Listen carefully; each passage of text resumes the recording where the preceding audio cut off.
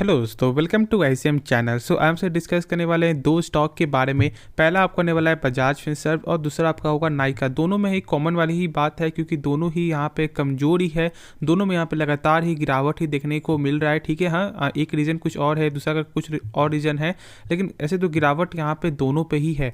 तो चलो स्टार्ट करते हैं इस वीडियो को, लेकिन उससे पहले जरूर इस चैनल को सब्सक्राइब और यदि आपको ये वीडियो पसंद है तो जरूर इस वीडियो को भी लाइक कर सकते हो।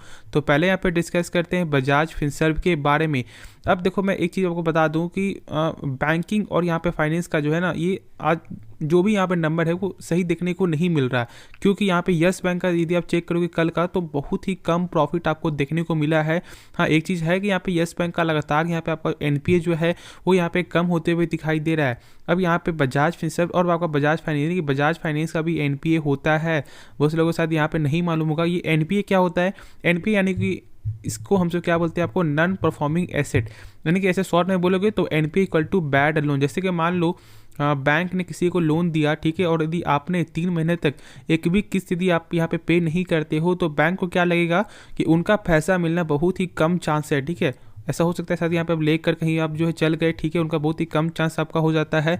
और आरबीआई के अनुसार किसी भी फाइनेंस सेक्टर या बैंकिंग सेक्टर की कंपनी का जो है एनपीए 3% से ज़्यादा नहीं होना चाहिए। ठीक है, तो ज़्यादा हो जाता है, लेकिन उसके पीछे भी यहाँ पे आपको सीएआर होना चाहिए। ठीक है, यानी कि कैपिटल एडिक्वेसी रेशियो, और ये दोनों जो है यहाँ पे आपको बजाज फाइनेंस का बेहतर है, तो यहाँ पे डरो नहीं।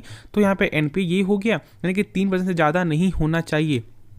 तो यहाँ पे आपको जो है कितना है आपका, तो यहाँ पे बजाज फाइनेंस का जो इसके पिछले क्वार्टर पे ऑलमोस्ट लगभग 0.5% यहाँ पे देखने को मिल रहा था, और ये बहुत ही अच्छा नंबर है। अब यहाँ पे जो सीआर क्या होता है, जो मैंने बताया कि जैसे कि मान लो एनपीए, मान लो किसी भी जो बैंक सेक्टर का कंपनी का जो है मान लो यहाँ पे 4% हो जाता है या 5% हो जाता है, तो क्या बैंक के पास कुछ बैकअप पैसा है या नहीं? ऐसा तो नहीं कि मान लो यहाँ पे 4% या पैसा यहाँ पे जो बाहर चला गया तो फिर वो डूब गया बैंक, नहीं, ऐसा तो नहीं। तो पीछे भी यहाँ पे आपका जो है कुछ बैकअप के लिए होना चाहिए, और कम से कम यहाँ पे आरबीआई के अनुसार 9% का बैकअप प्लान होना चाहिए, तो जिसे हम जो बोलते हैं CAR। ठीक है, और यहाँ पे जो है बजाज फाइनेंस का ऑलमोस्ट 25% से भी ज़्यादा आपको देखने को मिलता है। तो इस दोनों बात के लिए यहाँ पे आप जो है निश्चिंत रहो। और यहाँ पे भी बहुत सारी यहाँ पे जो अभी भी मेरे वीडियो में बहुत ही कमेंट आ रहा है क्या कि सर मैंने बाई किया हुआ 1600 पे 1800 में क्या होगा, क्या यहाँ पे आपको बाई करना चाहिए नहीं करना चाहिए? तो आप जो वीडियो को पूरा अंत तक देखो। ठीक है, मैं आपको हमेशा आपको बता देता हूँ कि यहाँ पे क्या करना है क्या नहीं करना है, तो आप इस वीडियो को ज़रूर अंत तक देखना। तो सबसे पहले जो मैंने बताया, ठीक है, बैंकिंग का यहाँ पे थोड़ा आपको हालात थोड़ा ख़राब है, और एक आपके लिए एक यहाँ पे जो प्रश्न है वो क्या है, आप यहाँ पे कमेंट में बताओ कि क्या इस बार के क्या यहाँ पे आपको बजट में कुछ हेल्प आपको मिल सकता है क्या यहाँ पे आपको फाइनेंस सेक्टर की कंपनी को? ठीक है, तो क्या हेल्प मिलेगा? तो आप यस लिखना, और यदि यहाँ पे नहीं मिलता है तो फिर आप नो भी यहाँ पे लिख सकते हो, और नहीं तो आप अपनी राय भी यहाँ पे आप दे सकते हो। तो ज़रूर आप कमेंट में बताना। तो चलो यहाँ पे अब जो है जान रही हो कि बजाज फिनसर्व का यहाँ पे नंबर आपको आने वाला है, लेकिन उससे पहले यहाँ पे बजाज फाइनेंस सबसे महत्वपूर्ण आपको रोल निभाता है, और ये अब जान रहे हो कि यहाँ पे कब रिजल्ट है। जब बजाज फाइनेंस का जब रिजल्ट आपको सही देखने को मिलेगा तो ही फिर यहाँ पे आपको बजाज फिनसर्व का भी सपोर्ट मिलेगा, क्योंकि लगभग आपको जो बजाज फाइनेंस पे 52.92 जो % जो स्टेक जो रखती है आपको, जो वो बजाज फिनसर्व भी आपको रखती है बजाज फाइनेंस का। तो यहाँ पे आप जान रहे हो कि पूरा जो यहाँ पे दोनों एक सेम ही तरह है, क्योंकि जब आपको बजाज फिनसर्व में जब आपको बजाज फाइनेंस में जब तेजी आएगी तो फिर यहाँ पे तेजी का आपको जो है कुछ ना कुछ सिलसिला आपको देखने को मिलेगा, कम या थोड़ा ज़्यादा। और जब गिरावट होगा तो यहाँ पे भी गिरावट आपको देखने को मिलेगा, और जान रहे हो कि यहाँ पे बजाज फाइनेंस में भी गिरावट हुआ था, और यहाँ पे भी आपका 2% का गिरावट जो है वो देखने को मिला है। ठीक है, अब ये तो आपका एक अलग बात हो गया। हाँ, लेकिन लोग जो यहाँ पे आपको माल उठा रहे हैं, ठीक है, क्योंकि यहाँ पे यदि आप एवरेज चेक करोगे तो अभी लगभग आपका जो एवरी डे जो है 45% के ऊपर ही यहाँ पे आपका जो है डिलीवरी वो जाते हुए आपको दिखाई दे रहा है। और कल के दिन तो मैंने दिखाया भी था कि लोग परसों के दिन मैंने दिखाया था कि ऑलमोस्ट लगभग 52% या 53% तक यहाँ पे आपको जो था डिलीवरी। तो आप समझ सकते हो कि लोग जो है यहाँ पे ऐसा नहीं कि यहाँ पे बाई नहीं कर रहे। देखो, जो यहाँ पे पैलेस है ना, जो मार्केट में बहुत ही पैलेस है, वो जानते हैं कि यहाँ पे बजाज जो है यानी कि बजाज फिनसर्व कितनी अच्छी कंपनी है, और इनका कैपिटल जो है बहुत ज़्यादा देखने को मिलता है। ऐसा नहीं कि इनके पास आपका यहाँ पे जो कैपिटल नहीं है, तो ये तो यहाँ पे आप भूल जाओ कि यहाँ पे कंपनी डूब जाएगी, नहीं, ऐसा बिल्कुल भी आपको नहीं होने वाला है। और ये आपको जो है तभी समझ में आएगा जब आप पूरे फंडामेंटल को जब आप जानोगे, और जब आपको मालूम चलेगा कि इस कंपनी के पास यानी इस ग्रुप के पास ही जो है कैपिटल की कोई भी कमी नहीं है, तो फिर यहाँ पे डर वाली जो है बात ही खत्म हो जाता है कि यहाँ पे क्या स्टॉक यहाँ पे क्या डूब जाएगा। तो ये सब तो अपने माइंड से यहाँ पे आप हटा दो। तो सबसे पहली बात, ठीक है, अब यहाँ पे क्या कि यहाँ पे क्या बाई करना चाहिए या नहीं करना चाहिए। तो देखो सबसे पहली बात जो है ना, ब्रोकर जो यहाँ पे आपको जो है टारगेट वो यहाँ पे दिए हुए हैं, ठीक है। क्या टारगेट है ब्रोकर ने यहाँ पे, जैसे कि शेयर खाने ने यहाँ पे टारगेट दिया 1950 का, प्लस ICICI डायरेक्ट का जो टारगेट है वो यहाँ पे 1850 का है। तो यहाँ पे ब्रोकर में जो बहुत से लोग यहाँ पे विश्वास करते हैं, तो वो आप देख सकते हो कि यहाँ पे ब्रोकर जो टारगेट यहाँ पे दे रहे हैं और उनका यहाँ पे आपको होल्ड ही रेटिंग है, ऐसा नहीं कि यहाँ पे वो टारगेट को यहाँ पे कम कर रहे हैं, क्योंकि यहाँ पे कंपनी एक अच्छी कंपनी है, ठीक है। और अच्छी कंपनी है तो फिर जब यहाँ पे गिरावट हो रहा है, जैसे कि मान लो आपने बाई किया हुआ 1600 में या फिर उसके और ऊपर लेवल यदि आपने बाई किया हुआ है, तो फिर जब गिरावट हो रहा है, जैसे कि मान लो अभी इसका प्राइस आपका आ जाता है यहाँ पे 1250, ठीक है। तो फिर यहाँ पे आप कुछ क्वांटिटी यहाँ पे आप एवरेज करो, ऐसा नहीं कि यहाँ पे पूरा पैसा लगा दो, नहीं, बिल्कुल ये डिसीजन अभी आप मत लेना। जैसे कि मान लो यदि आपने लगाया हुआ यहाँ पे 1 लाख रुपया, तो यहाँ पे आप 2500 रुपये और लगा दो, ठीक है, प्राइस को और यहाँ पे कम करो। अब यहाँ पे एक और डाउट क्या आता है, जैसे कि मान लो जिनके पास पैसा नहीं है एवरेज करने के लिए, तो फिर वो यहाँ पे क्या करेंगे, तो आपको तो यहाँ पे आपको होल्ड करना होगा। लेकिन जैसे कि मान लो आपने यदि यहाँ पे बाई किया हुआ है 50 स्टॉक, ठीक है, तो यार यहाँ पे आप एक एक स्टॉक करके ही बाई करो हर गिरावट में, ठीक है। ऐसे कुछ ना कुछ तो यहाँ पे आपका जो प्राइस वो सही होते हुए दिखाई देगा ना, और आप यहाँ पे होल्ड करके आपको चलना है, पैनिक मत होना, ठीक है। अक्सर बहुत से लोग यहाँ पे पैनिक में होकर एक अच्छे शेयर को भी यहाँ पे लॉस से बेच देते हैं।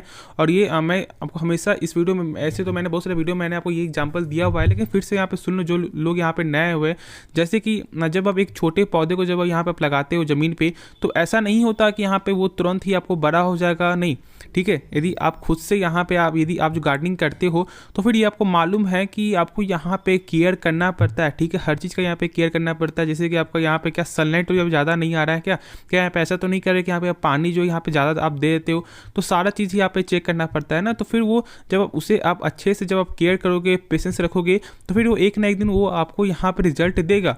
तो उसी तरह का यहाँ पे स्टॉक भी है। और जब नंबर जब आपको आता है क्वार्टर का, तो फिर यहाँ पे क्यों आता है, क्योंकि यहाँ पे आप चेक कर सकते हो, यहाँ पे चेक कर सकते हो कि उसकी क्या यहाँ पे लगातार ग्रोथ हो रहा है या नहीं हो रहा है, क्या ऐसा तो नहीं कि कोई जो है आपका यहाँ पे डायरेक्शन पे जा रहा है।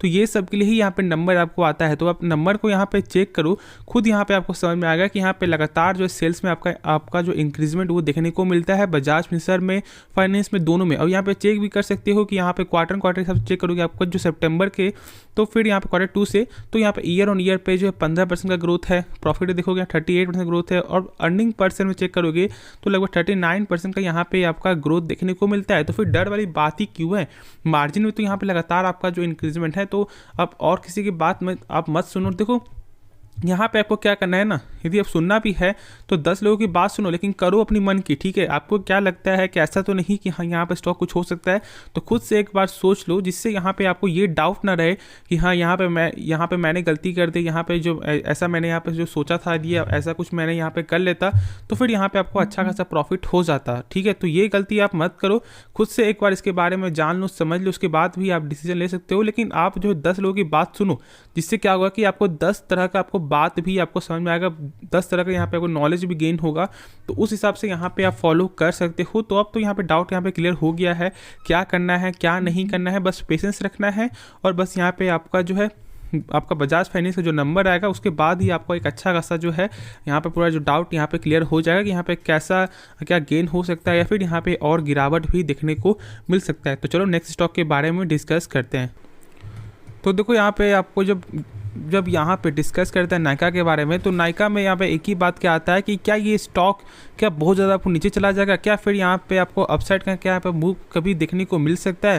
देखो सबसे पहली बात, कंपनी में कोई खराबी नहीं है, ठीक है। नाइका में बस क्या है, यहाँ पे आपका जो वैल्यूएशन वो बहुत ज़्यादा आपको हाई देखने को मिलता है, और मार्जिन कंपनी बहुत ही कम कर चुकी है, बहुत ही कम कर रही है। क्योंकि यहाँ पे उनको कम करना पड़ेगा, क्योंकि यहाँ पे मार्केट में यदि आपको टिकना है, तो फिर तो यहाँ पे आपको जो बड़े बड़े कंपटीटर से उनसे आपको यहाँ पे लड़ने के लिए ऐसा कुछ तो कदम आपको उठाना पड़ेगा। क्योंकि जान रहे हो कि यहाँ पे फ्लिपकार्ट, अमेजोन, ये बड़ी बड़ी कंपनी यहाँ पे एक जियांट कंपनी है, और जब बड़ी बड़ी कंपनी होगी तो फिर तो आपको कुछ ना कुछ ऐसा करना होगा जिससे कस्टमर आपके पास आए, ठीक है। और यही एक वजह है। और आप जान रहे हो कि नाइका यहाँ पे कॉस्मेटिक, फैशन, यहाँ पे दोनों में ही आपको एक अच्छा खासा यहाँ पे एक नामी कंपनी है, और ये भी आप जान रहे हो, ठीक है।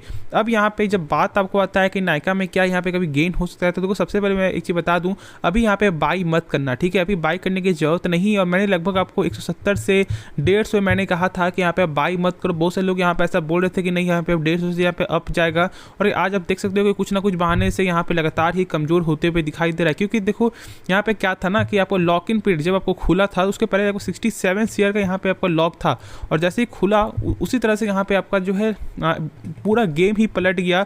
यहाँ पे कंपनी को क्या लग रहा था कि इससे कुछ गेन आ सकता है जब बोनस कंपनी निकाली थी, लेकिन सब सारा कुछ यहाँ पे आपका उल्टा हो गया और यहाँ पे लगातार ही कमजोर ही देखने को मिल रहा है। ठीक है, मैं थोड़ा भी दिखा दूँ यहाँ पे आपको, तो देख सकते हो कि नाइका लगभग 6 महीने में 46% तक यहाँ पे आपको जो टूट चुका है, और यहाँ पे आपका इन्वेस्टर भी आपको जो है भाग रहे हैं। ठीक है, यहाँ पे शेयर को सेल कर रहे हैं। अब जैसे कि मान लो यदि आपने तुरंत बाई किया हुआ, यदि आपने फ्रेश बाई किया हुआ है तो फिर आपका प्राइस आपका कम होगा, लेकिन गिरावट आपका भी अच्छा खासा गिरावट होगा। क्योंकि यदि आप चेक कर सकते हो 1 मंथ के हिसाब से ऑलमोस्ट लगभग यहाँ पे 12.5% का जो है यहाँ पे नेगेटिव देखने को मिल चुका है। और जहाँ पे इस हफ्ते जो सेंसेक्स जो आपका एक प्लस पॉइंट में था, तो वहीं पे यहाँ पे आपका नाइका जो है लगातार ही कमजोर ही देखने को मिल रहा है, और लगभग 5 दिनों में 13% से भी ज़्यादा का जो है गिरावट हो चुका है।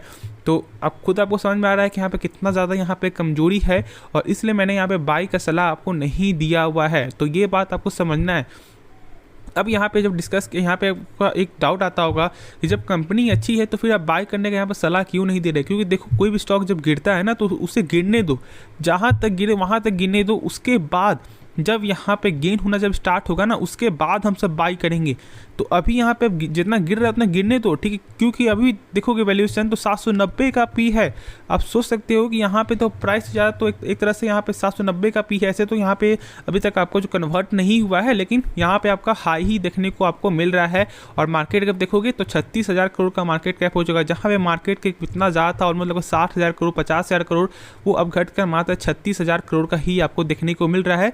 और यहाँ पे बहुत ज़्यादा आपको प्रेशर है, तो इसलिए बाई मत करो फ्रेश बाई के लिए। और जब आपका 250 का लेवल जब क्रॉस करेगा, ठीक है, जब तेज़ी आएगी उस समय हम सब बाई करेंगे। ठीक है, हाँ थोड़ा ज़्यादा प्राइस हम जब बाई करेंगे, थोड़ा कम एवरेज होगा, लेकिन वो एक सही डिसीजन होगा। तो अभी यहाँ पे कोई भी फैसला मत लेना, ठीक है, ये गलती आप मत करो, वरना फिर बाद में पछता सकते हो। बाकी आगे आपकी राय है, तो खुद से एक बार इसके बारे में सोच समझ कर डिसीजन लेना। बाकी इसके जो है यहाँ पे मैं तो अभी सलाह आपको नहीं देने वाला, तो खुद से यहाँ पे डिसीजन आप ले सकते हो। तो चलो यार, इस वीडियो में जो भी डाउट यहाँ पे क्लियर हो गया होगा। यदि कुछ भी सीखने वाला जरूर चैनल को सब्सक्राइब और इस वीडियो को लाइक कर सकते हो। तो मिलते हैं नेक्स्ट वीडियो में, तो तब तक के लिए धन्यवाद।